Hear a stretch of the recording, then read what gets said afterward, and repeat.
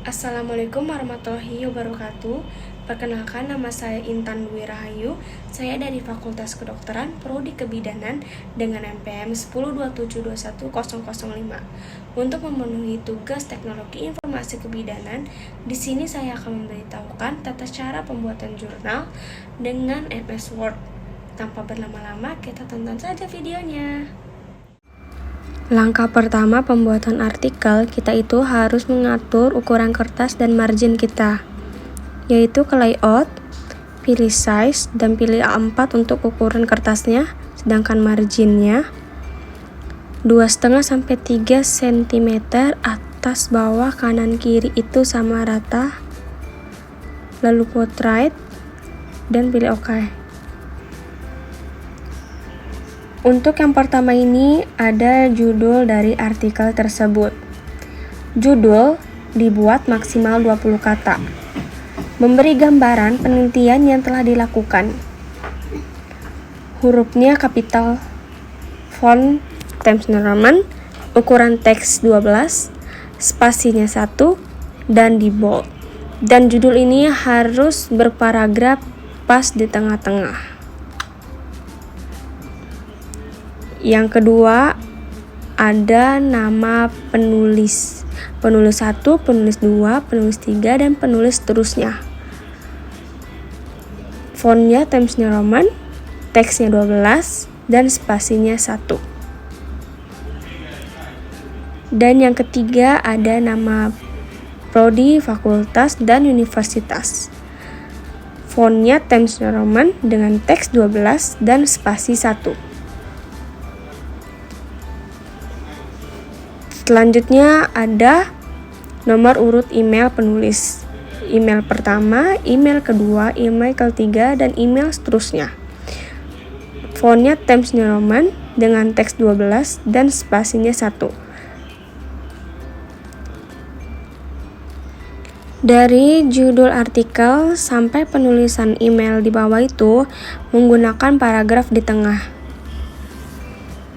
Lalu kita scroll ke bawah, yaitu ada abstrak.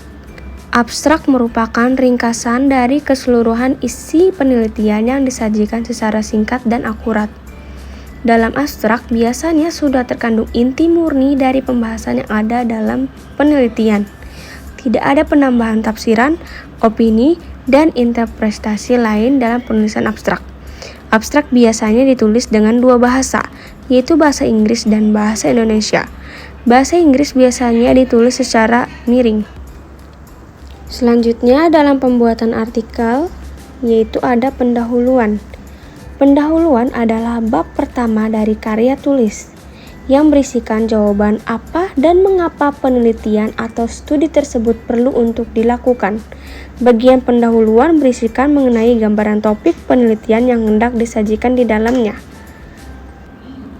Yang kedua ada metode penelitian, yaitu langkah-langkah yang diambil oleh peneliti untuk mengumpulkan data atau informasi untuk diolah dan dianalisis secara ilmiah. Metode penelitian ini ada berbagai macam. Tergantung peneliti itu mengambil metode yang seperti apa. Selanjutnya kita scroll ke bawah, yaitu yang ketiga ada hasil dan pembahasan. Hasil dan pembahasan adalah hasil dari pengamatan atau penelitian yang terdapat dalam teks ilmiah sebagai laporan observasi tentang penilaian terhadap sesuatu. Hasil pengamatan merupakan isi bagian yang penting dari teks ilmiah. Hasil pembahasan mempunyai sifat yang objektif dan subjektif. Hasil pembahasan sebagai pertimbangan atau acuan untuk dijadikan sebagai sebuah teori. Kita scroll ke bawah, yaitu yang keempat ada kesimpulan. Kesimpulan dalam artikel itu yaitu hasil dari akhir pembicaraan.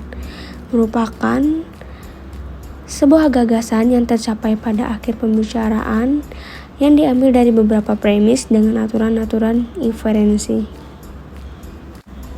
Setelah itu kita scroll ke bawah, yaitu yang kelima ada referensi atau daftar pustaka.